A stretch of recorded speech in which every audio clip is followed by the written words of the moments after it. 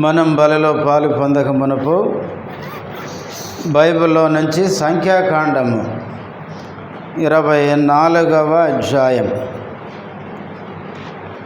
సంఖ్యాకాండము 24వ అధ్యాయము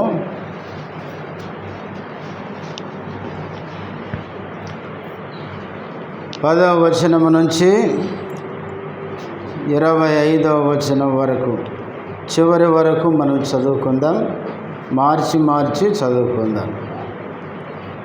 సంఖ్యాకాండము 24వ అధ్యాయము 10వ వచనము నుంచి చివరి వరకు నేను ఒక వచనం చదువుతాను, మీరందరూ కలిసి ఒకటి చదవండి.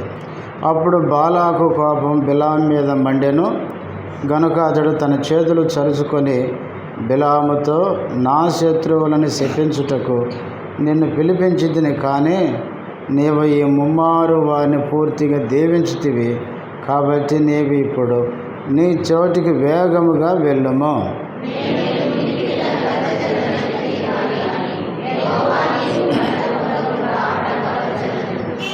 అందుకు బిలాము బాలాకు తన ఇంటెడు వెండి బంగారములను నాకు ఇచ్చినను, నా ఇష్టము చొప్పున మేలైనను కీడైనను చేయుటకు యెహోవా సెలవిచ్చిన మాటను మీరలేను.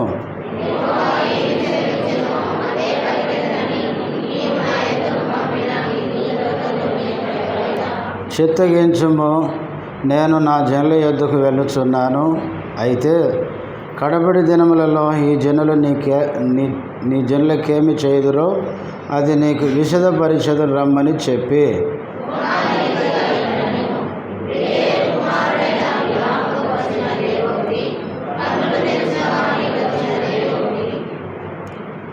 దేవవాక్కులను వినిన వాని వార్త, మహోన్నతుని విద్య నెరిగిన వాని వార్త, అతడు పరవశుడై కన్నులు తెరిచిన వాడై సర్వశక్తుని దర్శనము పొందెను.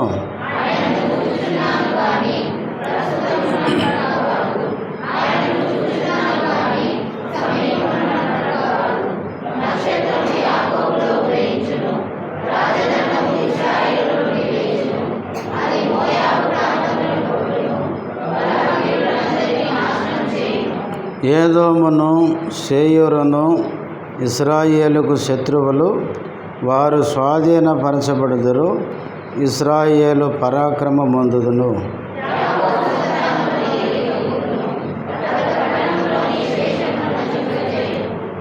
మరియు అతడు అమాలేకుల వైపు చూచి ఉపమాన రీతిగా ఇట్లనెను, అమాలేకు అన్య జనములకు మొదలు, వాని అంతము నిత్య నాశనమే.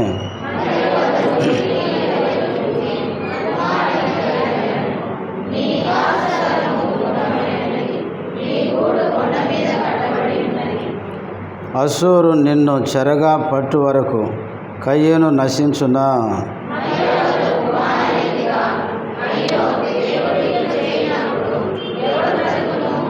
కిత్తీము తీరము నుండి ఓడలు వచ్చును, అవి అసూరును ఏబేరును బాధించును, కిత్తీయులు కూడా నిత్య నాశనం పొందుదురనెను.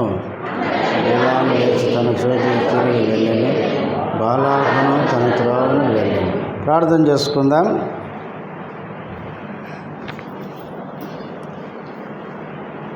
ప్రేమ కలిగిన తండ్రి, యేసు నామములో వందనములు. ఇంతవరకు ఆరాధనలో చేసిన సహాయముకే స్తుతిస్తుంటున్నాం. బలలో పాలు పొందక మునుపు చదవబడిన వాక్య భాగములో నుంచి మాతో మాట్లాడుతూ రండి. ప్రభువా, నీ దాసుడు బలహీనుడు, బలపరచుము, నీ మహిమ కొరకు వాడుకొనమని యేసుక్రీస్తు నామములో స్తుతించి ప్రార్థిస్తున్నాము తండ్రి, ఆమేన్.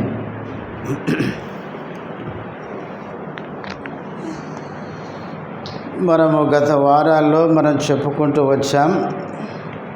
మోయాబు రాజైన బాలాకు బిలామును ఏం చేశాడు? పిలిపించాడు. ఇశ్రాయేలు ప్రజల్ని శపించడానికి బాలాకు రాజు బిలామును పిలిపించి ముమ్మారు అంటే 3 సార్లు ప్రయత్నం చేసినాడు. కానీ బిలామును దేవుడు ఏం చేశాడు? తన స్వాధీనములో ఉంచుకున్నాడు. దేవుడు శపించాలని వచ్చిన వ్యక్తిని ఏం చేశాడంటే ముమ్మారు దీవించేశాడు. ఒక మనిషి దేవునికి వ్యతిరేకంగా ఏదైనా చేయాలనుకుంటే అనుకుంటాడు కానీ దాన్ని చేయలేడు. అందుకే మనిషి హృదయంలో ఎన్నో ఆలోచనలు వస్తాయి కానీ ఫైనల్గా దేవుని తీర్మానము మనం చేయాల్సిందే. దేవుని చిత్తానికి వ్యతిరేకంగా ఎవరు ఎన్ని చేయాలనుకున్నా అవి సాధ్యపడవు. అందుకే కీర్తనకారుడు అంటాడు, అన్యజనుల ఆలోచనలు యెహోవా ఏం చేస్తాడంట? వ్యర్థం చేస్తాడు. యెహోవా యొక్క ఆలోచన సదాకాలము నిలుచును.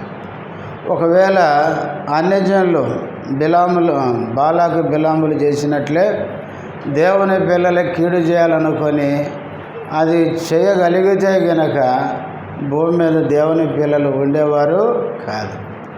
దేవుడు గొప్పవాడు, దేవుడు సర్వశక్తుడు.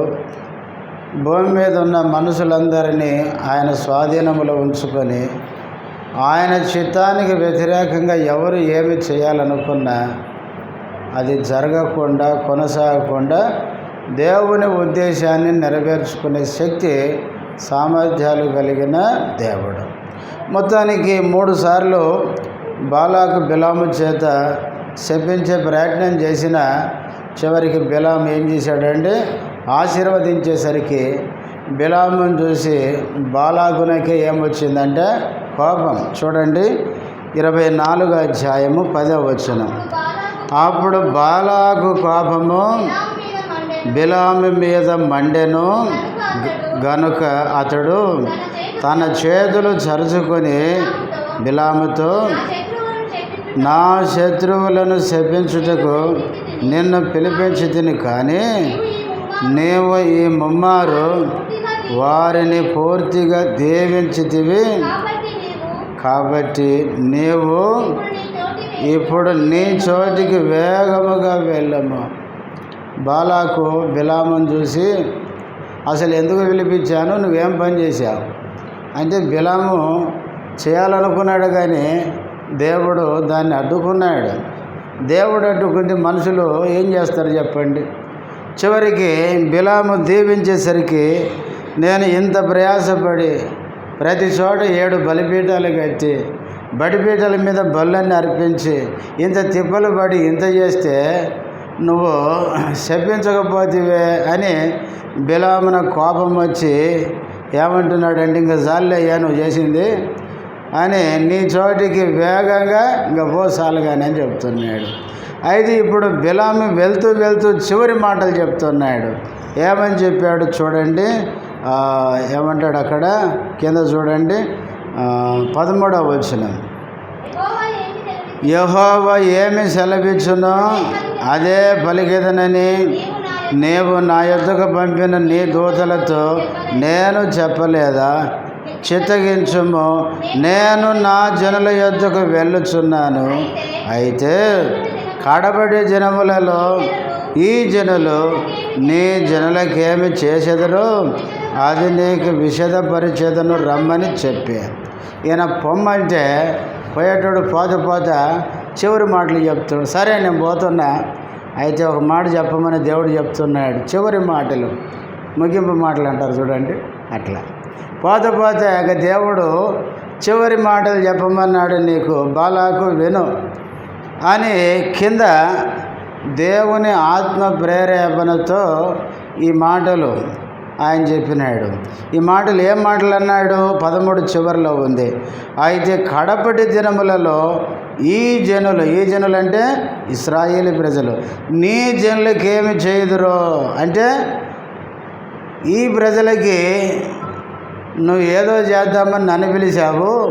అయితే దేవుడు చివరికి ఏం చెప్పమంటున్నాడంటే, ఈ జనులే నీకేం చేస్తారో, నీ జనులకి ఏం చేస్తారో ఇప్పుడు చెప్తా విను అని చెప్తున్నాడు. చెప్తూ కింద కొన్ని మాటలు మనం చదువుతాం. అయితే ఇప్పుడు మనకు అవసరమైన మాటలే మనం చదువుకుందాం. 17వ వచనంలో 5వ లైన్ చూడండి. నక్షత్రము యాకోబులో ఉదయించును. ఏమన్నాడంటే, నక్షత్రము ఎవరిలో ఉదయిస్తాడంట? యాకోబులో. యాకోబు అంటే ఇశ్రాయేలు ప్రజల్లో. నక్షత్రం అంటే ఎవరు? యేసు ప్రభువే. చూడండి ప్రకటన గ్రంథం చివరి అధ్యాయం 22వ అధ్యాయం. ప్రకటన 22:16 వచనం. సంఘముల కోసము ఏ సంగతులను గురించి మీకు సాక్ష్యం ఇచ్చుటకు యేసు అను నేను నా దూతను పంపి ఉన్నాను.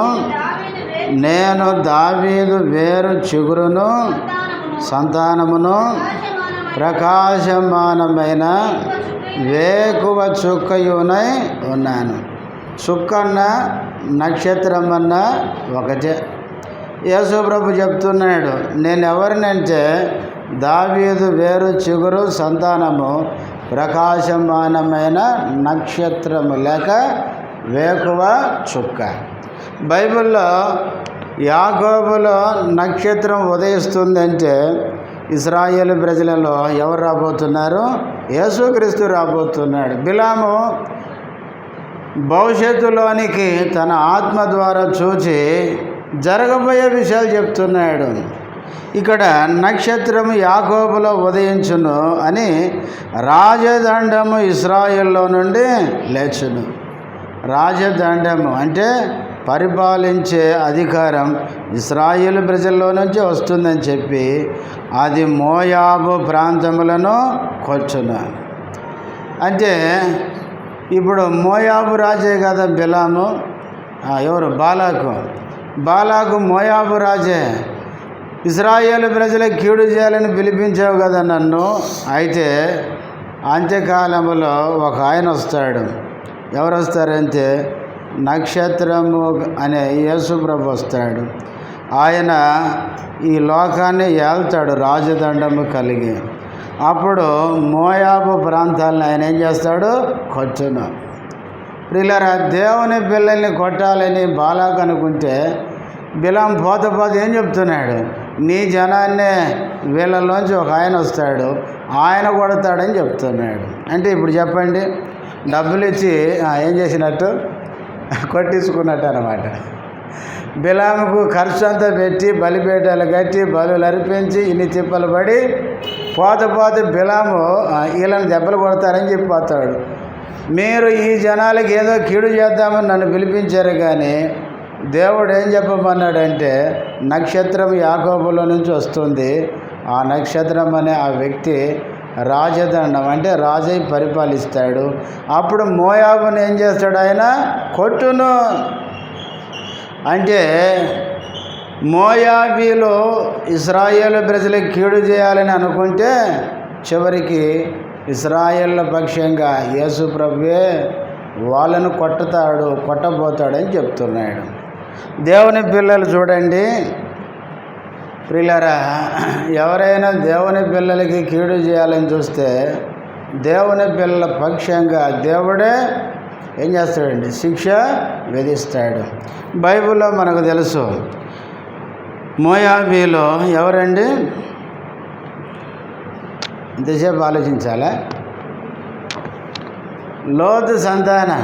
లోతుకు 2 కుమారులు, మోయాబు, అమ్మోను. అమ్మోనీయులు మోయాబీలు ఎవరండి? లోతు నుంచి వచ్చిన వాళ్ళే. లోతు ఎవరు? అబ్రహాము సహోదరుని కుమారుడే. అంటే ఒక రకంగా చెప్పాలంటే ఇశ్రాయేలు ప్రజలకి వీళ్ళెవరండి? బంధువులే.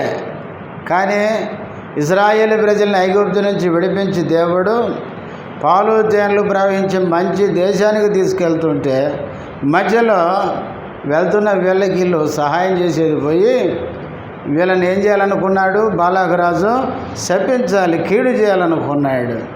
అయితే దేవుడు ఈ బిలాము ద్వారా దేవుడే కొడతాడు, దేవుడే శిక్షిస్తాడని, దేవుడే వీరిని శిక్షిస్తాడని ప్రవచనం ఒకటి పలికించినాడు.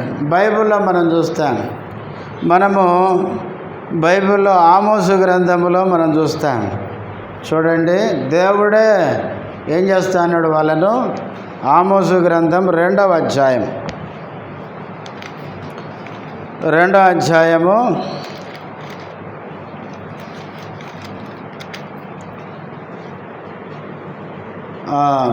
మొదటి నుంచి చూడండి. యెహోవా సెలవిచ్చినది ఏమనగా, మోయాబు 3 సార్లు 4 సార్లు చేసిన దోషములను బట్టి నేను తప్పకుండా దాన్ని ఏం చేస్తాను, శిక్షింతును. దేవుని ప్రజలకి మోయాబు ఏం చేసింది? ఒక్కసారి కాదు, 2 సార్లు 3 సార్లు అంటే 2, 3 అనేది ఏం చూపిస్తుంది అంటే ఎక్కువ సార్లు అని చూపిస్తుంది. అంటే మోయాబీలు దేవుని ప్రజలకి కీడు చేయాలని చాలాసార్లు ప్రయత్నించారు. అందుకనే నేను తప్పక వాళ్ళని ఏం చేస్తాను, శిక్షించను. 2వ వచనం, మోయాబు మీద నేను అగ్ని వేసేదను, అది కిరియోతు నగరులను దహించివేయను, గొల్లును రణకేకలను బాకానాదమును వినబడుచుండగా మోయాబు చచ్చును. 3వ వచనం, మోయాబీలకు న్యాయాధిపతి ఉండకుండా వారిని నిర్మూలము చేసేదను, వారితో కూడా వారి అధిపతులందరినీ నేను సంహరించేదనని. మోయాబీలను దేవుడు నిర్మూలము, సంహారం, ఈ పదాలు గుర్తుపెట్టుకోండి. దేవుని పిల్లలకు వ్యతిరేకంగా ఉన్న మోయాబీలను దేవుడే శిక్షిస్తానని చెప్పినాడు. తర్వాత సంఖ్యాకాండము 24వ అధ్యాయం 18వ వచనం, ఏదోమును సేయోరును ఇశ్రాయేలుకు శత్రువులు, వారు స్వాధీనపరచబడుదురు, ఇశ్రాయేలు పరాక్రమవంతును. 18వ వచనంలో ఏదోము గురించి చెప్తున్నాడు బిలాము.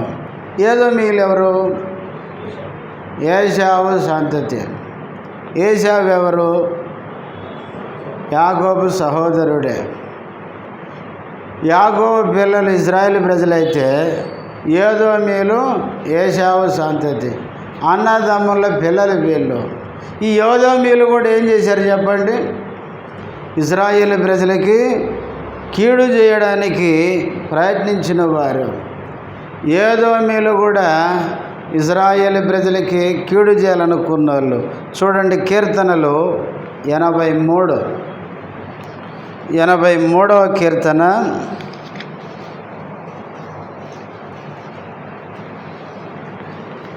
4వ వచనం, వారు ఇశ్రాయేలుని పేరు ఇకను జ్ఞాపకము రాకపోవునట్లు జనముగా నుండకుండా వారిని సంహరించుదాము రండని. అంటే ఇశ్రాయేలు ప్రజల శత్రువులు ఏం చెప్పుకుంటారంటే, ఇశ్రాయేలు పేరే జ్ఞాపకానికి రాకుండా, జనముగా వాళ్ళు ఉండకుండా వాళ్ళని ఏం చేద్దాం, సంహరిద్దాము అని చెప్పుకుంటున్నారంట. 5వ వచనం, ఏక మనసుతో వారు ఆలోచన చేసి ఉన్నారు, నీకు విరోధముగా. ఇశ్రాయేలు శత్రువులు అందరూ ఏక మనసు అంటే అందరూ ఒకటై వాళ్ళను భూమి మీద వాళ్ళ పేరే లేకుండా సంహరిద్దామని ఆలోచన చేస్తున్నారంట. ఎవరెవరు వాళ్ళు అంటే 6-7 వచనాలు చూస్తాం. గుడారపు వాసులైన చాలేమ్మ. ఫస్ట్లో ఈ లిస్టులో ఫస్ట్ పేరు ఎవరిది వచ్చింది? ఏదోమీయులు. ఈ ఏదోమీయులు శత్రువులతో చేరి ఇశ్రాయేలు పేరే భూమి మీద లేకుండా సంహరిద్దాము అని ఆలోచించిన వారు. అందుకే దేవుడు ఏమన్నాడు చూడండి, ఓబద్యా గ్రంథం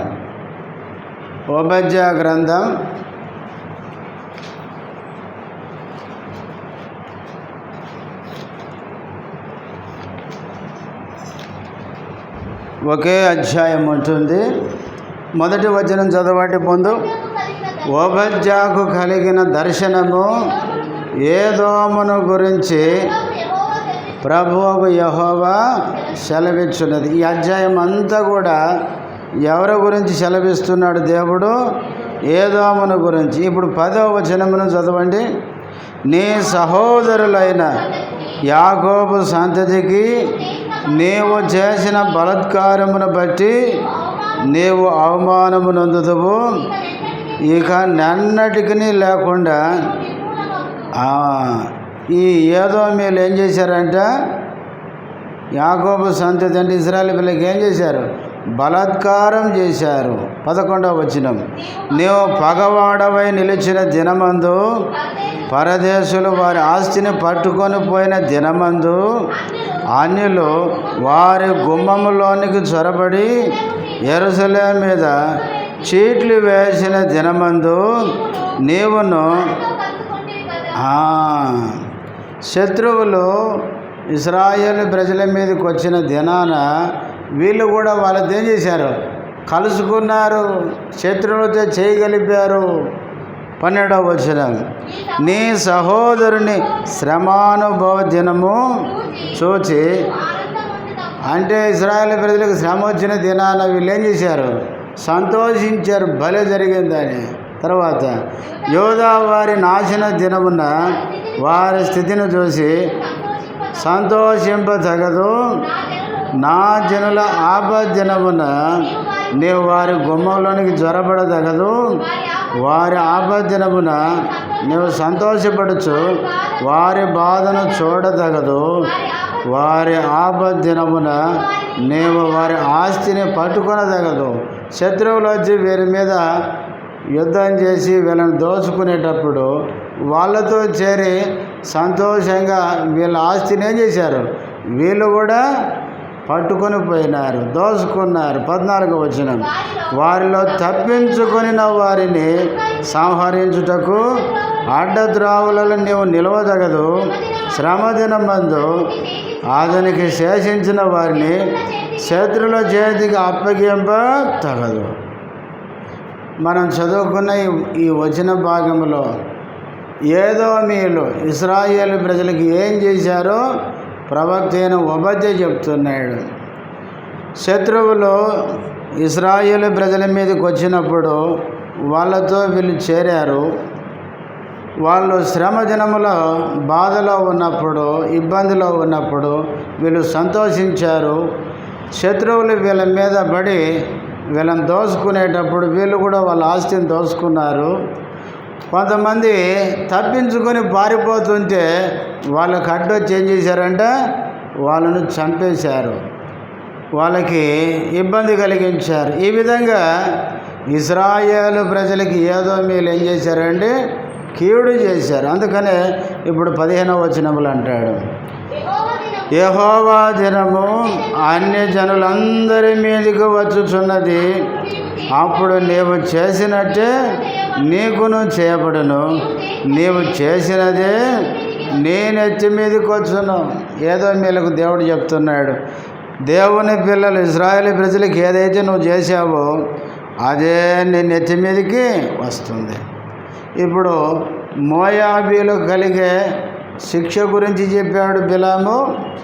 ఇశ్రాయేలు ప్రజల శత్రువులు అంటే ఏదోమీయులకు కూడా ఏం కలుగుతుందో చెప్పినాడు. తర్వాత 19వ వచనం, యాకోబు సంతానమున ఏలిక పుట్టును, అతడు పట్టణంలోని శేషమును నశింపజేయను. యాకోబు సంతానములో ఏలిక అంటే కొంతమంది బైబిల్ పండితులు దావీదు అని చెప్తారు. దావీదు కాలంలో మోయాబీలను ఏదోమీయులను మీరు సమూయేలు గ్రంథం చదివితే వాళ్ళని నాశనం చేస్తూ వచ్చినాడు. ఆయన ఏలిక అని చెప్తారు. సరే, ఏది ఏమైనా దావీదును రాజుగా చేసింది ఎవరంటే దేవుడే. ఇశ్రాయేలు శత్రువులను శిక్షించడానికి దేవుడు ఆ విధంగా ఏలికను తీసుకొని వచ్చినాడు. ఇప్పుడు 20వ వచనం, మరియు అతడు అమాలేకుల వైపు చూచి ఉపమాన రీతిగా ఇట్లా, నేను అమాలేకు అన్యజనములకు మొదలు, వాని అంతము నిత్య నాశనమే. ఇప్పుడు అమాలేకుల వైపు తిరిగినాడు బిలాము. ఎందుకంటే అమాలేకీలు కూడా ఇశ్రాయేలు ప్రజలకు ఎవరంటే శత్రువులు. ఐగుప్తు నుంచి ఇశ్రాయేలు ప్రజలు బయటకు వచ్చినప్పుడు ఇశ్రాయేలు ప్రజల మీదకి యుద్ధానికి వచ్చిన మొదటి శత్రువులు ఎవరంటే అమాలేకీలే.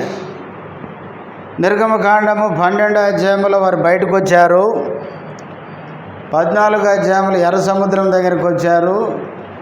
వారు ఎర్ర సముద్రం దాటి మెల్లగా ప్రయాణం చేస్తూ రెఫీదీముకి వస్తే, రెఫీదీములో దిగిన ఇశ్రాయేలు ప్రజల మీదకి ఎవరు వచ్చారంటే 17వ అధ్యాయంలో అమాలేకీయులు వచ్చారు.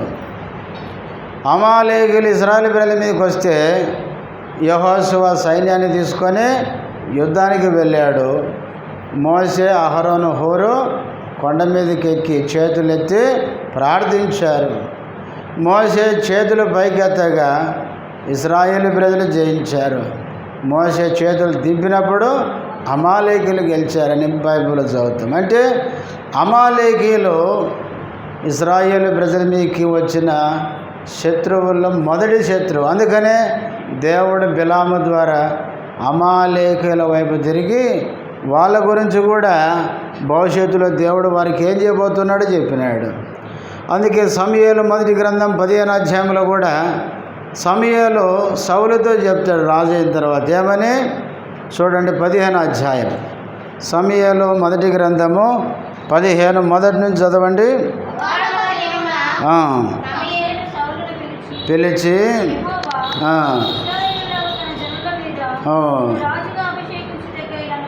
పంపెను, వినుము, సెలవిచ్చినది ఏమనగా అమాలేకీయులు ఇశ్రాయేలుకు చేసినది జ్ఞాపకమే. వారు ఐగుప్తులో నుండి రాగానే అమాలేకీయులు వారికి విరోధులై కొద్దిగా ఆగమ్మ. ఇక్కడ సౌలు రాజుకి సమూయేలు ద్వారా దేవుడు చెప్తున్నాడు, అమాలేకీయులు ఇశ్రాయేలీయులకు చేసినది నాకు జ్ఞాపకమే. చూడండి, దేవుని పిల్లలకి ఎవరైనా కీడు చేస్తే కీడు పొందిన వాళ్ళు మర్చిపోతారేమో, కానీ దేవుడైతే జ్ఞాపకం పెట్టుకుంటాడు. ఆయన వదిలిపెట్టాడు. చూడండి ఎంత గొప్ప దేవుడు.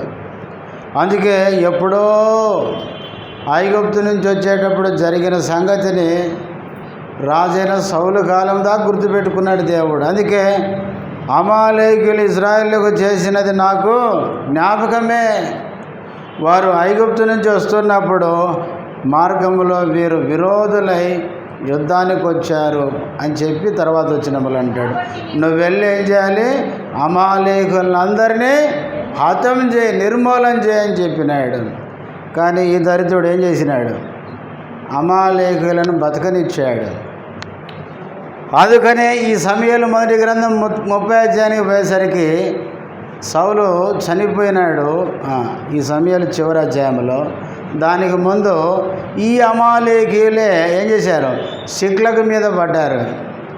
దావీదు గుడారాలన్నింటినీ కాల్చేశారు. దావీదు ఆస్తి అంతా చెరపట్టుకొని భార్య పిల్లలు అన్నీ చెర తీసుకొని పోయినారు. కాబట్టి 15వ అధ్యాయంలోనే సౌలుగిని చంపి ఉంటే తర్వాత అమాలేకులు ఉండేవాళ్ళు కాదు. కానీ దావీదుకు 30వ అధ్యాయంలో నష్టం చేసింది కూడా ఈ అమాలేకీయులే. అంతేకాదు ఎస్తేరు గ్రంథానికి పోతే 3వ అధ్యాయంలో హామాను అనేవాడు ఉన్నాడు. యూదులకు వాడెవరో శత్రువు. ఒక్క దినాన్ని యూదులందరినీ ఏం చేయాలనుకున్నాడు, చంపాలి అనుకున్నాడు. ఎందుకు తెలుసా, ఆ హామాన్ అనేవాడు కూడా ఈ అమాలేకీయుడే. కనుక బైబిల్లో అమాలేకీయులు దేవుని ప్రజలకు ఏంటంటే శత్రువులు. అందుకనే దేవుడు బిలామును అమాలేకుల వైపు చూసేటట్లు చేసి ఇప్పుడు ఏమంటున్నాడంటే, అక్కడ అమాలేకులు ఏమవుతారంటే, అమాలేకు అన్యజనములకు మొదలు వాని అంతము నిత్య నాశనమే. మనకు తెలుసు ఎస్తేరు గ్రంథంలో హామాన్ అనేవాడు యూదులందరినీ చంపాలనుకున్నాడు, కానీ చివరికి ఏమైనాడు, వాడే చచ్చిపోయినాడు. అసలు ఎస్తేరు గ్రంథం చదివితే ఎంత ఆశ్చర్యమో. రాజు దగ్గర ఉండి రాజు సొమ్ము తింటూ రాజుకు మేలు చేసిన వాళ్ళని చంపాలనుకున్నాడు. ఎవరు, హామాను. చూడండి, బిక్తాను తెరేసు అనే నపుంసకులు రాజును ఏం చేయాలనుకున్నారు, చంపాలనుకున్నారు. అయితే మొర్దెకై ఏం చేశాడు, రక్షించాడు. అంటే రాజుకు మేలు చేసేవాడిని ఈ హామాను ఏం చేయాలనుకున్నాడు, చంపాలనుకోండి. ఎంత దుర్మార్గుడు. కాబట్టి రాజు సొమ్ము తింటూ రాజుగాడు ఉంటూ రాజుకు మేలు చేసే వాళ్ళందరినీ ఏం చేయాలనుకున్నాడు? చంపే ప్లాన్ చేసినాడు. అయితే దేవుడు పైనుంచి చూస్తున్నాడు. దేవుడు గొప్పవాడు. ప్రియులారా, భూమి మీద జరుగుతున్నవన్నీ ఆయన గమనిస్తూ ఉంటాడు. అందుకనే ఒక సమయం వచ్చింది, ఏం చేశాడు? ప్రేమ కలిగిన దేవుడు యోధులందరినీ రక్షించాడు. ఎవరిని ఉరిదీయాలని అదేమంటారు, ఉరికొయ్య తయారు చేశాడు. వాని చేతులతో తయారు చేయించుకున్న ఆ ఉరికొయ్య మీద వాడినే ఉరిదీశారు. దేవుడు ఎంత గొప్పవాడు చూడండి. అందుకే అమాలేకీయుల యొక్క అంతం ఏంటంటే నాశనం. ఎందుకంటే అమాలేకీయులు కూడా దేవుని ప్రజలకి శత్రువులు. తర్వాత 21వ వచనం, మరియు అతడు కెనీయుల వైపు చూచి ఉపమాన రీతిగా ఇట్లా, నేను నీ నివాస స్థలము దుర్గమమైనది, నీ గూడు కొండ మీద కట్టబడి ఉన్నది. కెనీయుల వైపు కూడా చూసి ఈ మాటలు చెప్పినాడు. కెనీయులు అంటే ఎవరు తెలుసా? మిద్యానీయులు. మిద్యానీయులు ఎవరు? మిద్యానీయులు ఎవరంటే కెతురా సంతతి. కెతురా ఎవరు? అబ్రహాము భార్య. అబ్రహాంకి ఎంతమంది భార్యలు? 2 3? అంతా కన్ఫ్యూజ్ అయిపోతుంది. అబ్రహాము శారాన్ని చేసుకున్నాడు. తర్వాత మధ్యలో హాగర్ వచ్చింది, ఈ మహాతల్లి. ఆమెతో చాలక శారా చనిపోయిన తర్వాత కెతురాను చివరిలో చేశారు.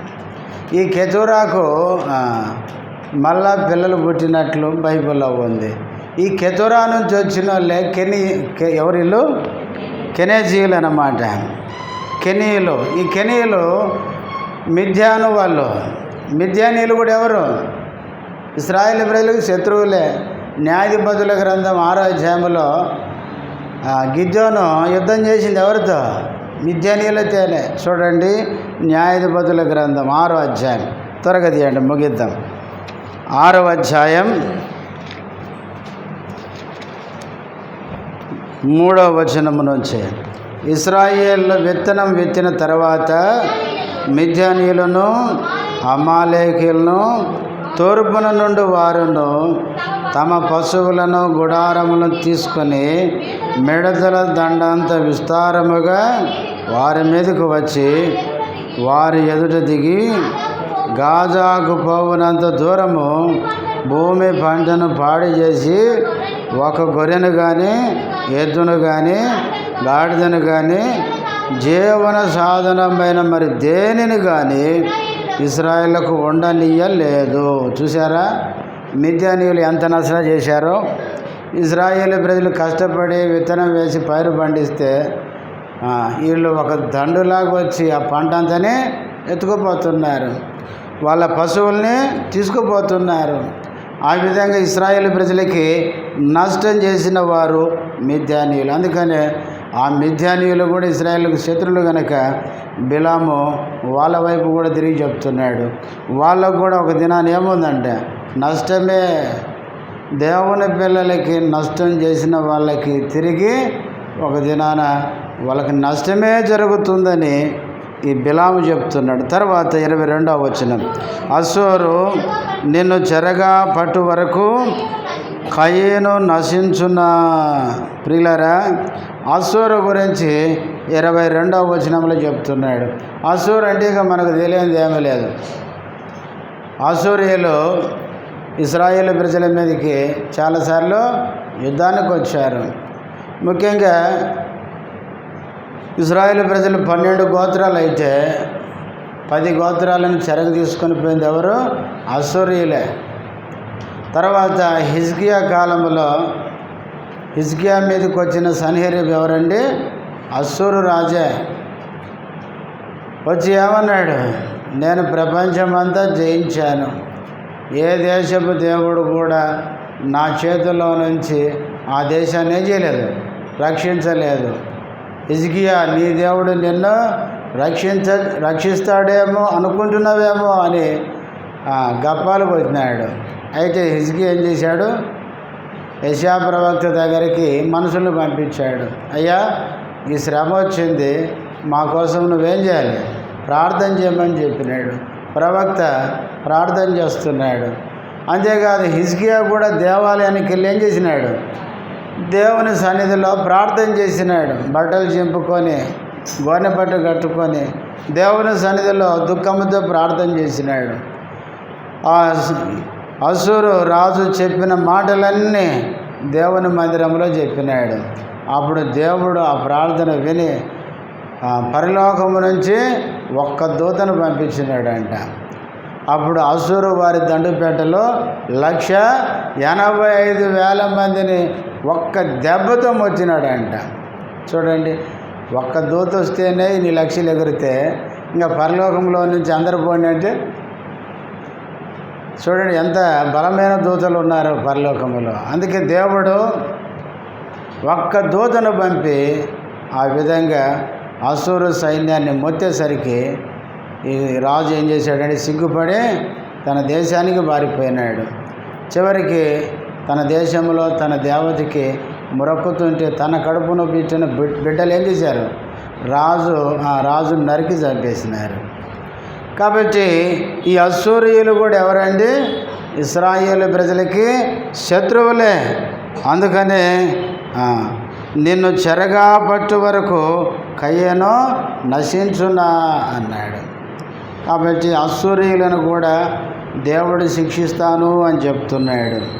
ఈ విధంగా ప్రియులారా, ఇశ్రాయేలు ప్రజలందరికీ ఎవరైతే ఏ దేశాలు ఏ ప్రజలైతే కీడు చేశారో వారందరిని గురించి బిలాం పలుకుతున్నాడు. మోయాబీలను మొదలుకొని ఏదోము, అమాలేకు, కెనీయులు, అసూరీయులు ఈ శత్రువులందరికీ దేవుడు ఏం చేస్తానని చెప్తున్నాడు, కీడు చేస్తాడు అని ప్రవచిస్తున్నాడు. తర్వాత 23వ వచనం, మరియు అతడు ఉపమాన రీతిగా అయ్యో దేవుడు ఇట్లు చేయనప్పుడు ఎవడు బ్రతుకును. ఈ మాట చూడండి, ఇజ్రాయేల్ పక్షంగా దేవుడు ఉన్నాడు. ఆ దేవుడు వారికి విరోధంగా ఉండే శత్రువులకు ఇలాగ చేసేటప్పుడు ఎవడు బతుకుతాడు అని చెప్తున్నాడు. చూసారా, దేవుని ప్రజలంటే మామూలు ప్రజలు కాదు. దేవుని ప్రజలంటే చాలా విలువైన వారు, గొప్పవారు. అందుకే మోసే ఆ మాట చెప్పినాడు, ఓ ఇశ్రాయేలు నీ భాగ్యం ఎంత గొప్పది, యెహోవా రక్షించిన నిన్ను పోలినవాడు ఎవడు. ఇశ్రాయేలు ప్రజలంత గొప్ప జనాంగం అంటే విస్తీర్ణంలో కాదు, ప్రజలు కొద్దిమందే కానీ వారికి ఎవరున్నారండి, దేవుడు. బైబిల్లో మనం ఏం చూస్తామో తెలుసా, ఇశ్రాయేలీయులు గనుక పాపం చేస్తే వాళ్ళను సరిచేయడానికి శిక్షిస్తాడు దేవుడు. అన్యజనులు ఇశ్రాయేల్ మీదకి వచ్చారనుకోండి, ఇజ్రాయేల్ పక్షంగా అన్యజనులను సమూల నాశనం చేస్తాడు. మీకు ఒక వచనం చదివిస్తాను చూడండి. ఇర్మియా గ్రంథం 40 లేకపోతే 30 అధ్యాయం తీసుకోండి. ఇర్మియా 30వ అధ్యాయం 11వ వచనం, యెహోవా వాక్కు ఇదే, నిన్ను రక్షించుటకు నేను నీకు తోడై ఉన్నాను. నిన్ను చెదరగొట్టిన జనములన్నిటినీ, అంటే దేవుని ప్రజల్ని ఎవరైతే చెదరగొట్టారో వారిని ఏం చేస్తాడంట, సమూల నాశనము చేసేదను కానీ నిన్ను మాత్రం ఏం చేయను, సమూల నాశనము చేయను. అయితే ఏ మాత్రమును నిర్దోషినిగా ఎంచకుండానే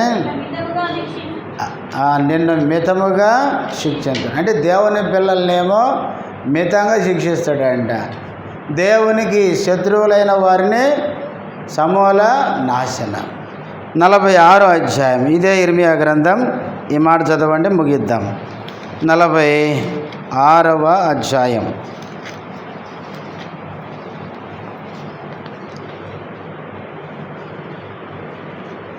46వ అధ్యాయము 28వ వచనం, నా సేవకుడైన యాకోబు, నేను నీకు తోడై ఉన్నాను, భయపడకము.